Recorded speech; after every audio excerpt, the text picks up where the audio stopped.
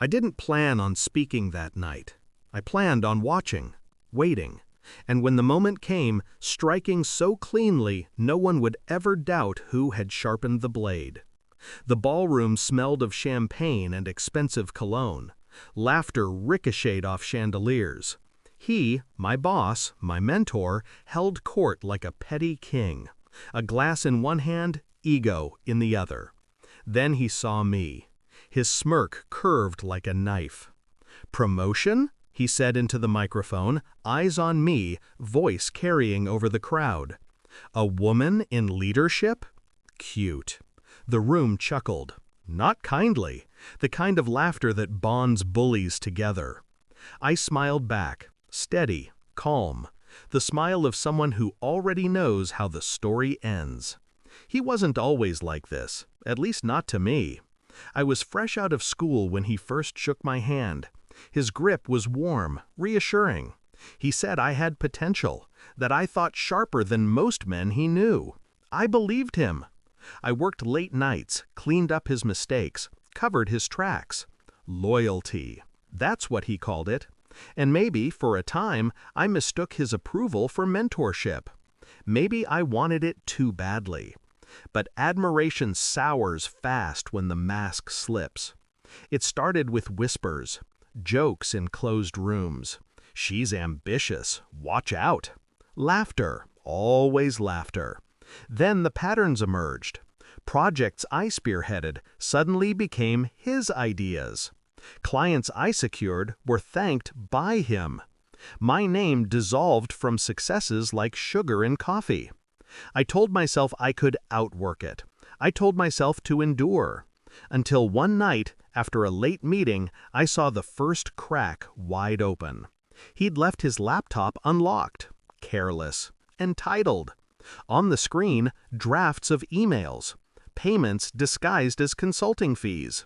Women's names I recognized from hushed HR rumors.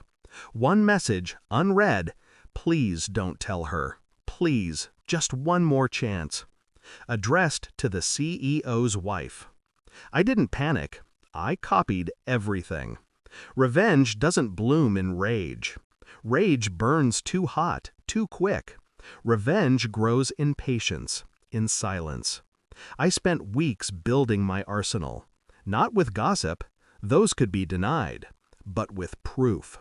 Every email forwarded, every file mirrored, every whisper cross-checked. I traced bribes hidden in expense reports, settlements buried under consultation agreements, his pathetic midnight pleas to a woman far more powerful than him. I learned restraint. He joked, belittled, stole credit, and I smiled. I nodded. I stayed late, collected more. Each insult another drop in the reservoir I was filling. The Gala became my chosen battlefield. He loved the stage, the crowd, the spotlight. Perfect. He was still chuckling when the projector flickered. The laughter thinned, confused. I had timed it to the second. Instead of slides of quarterly growth, his own words filled the screen. First, the payments. Dates, amounts, recipients. A woman's name, repeated. Followed by confidential settlement signed. The room stilled. Champagne flutes hovered mid-air. Then the emails. His voice boomed from the speakers as if he were confessing, "You can't tell your husband, he'll fire me. Please, baby, don't leave me like this." I didn't look at him. Not yet. I watched the CEO's wife instead. She sat front row, diamonds catching the light. Her face hardened with every word. And then, slap! A sharp, ringing sound that silenced the entire hall. The CEO's wife stood, turned her back, and left. Security moved in. My boss sputtered, hands raised like a drowning man. "Wait, no, it's a mistake. She hacked me." But no one believed him. Not after the proof. Not after the slap. They carried him out. His sobs trailed behind like a pathetic anthem. I stayed seated, my glass untouched.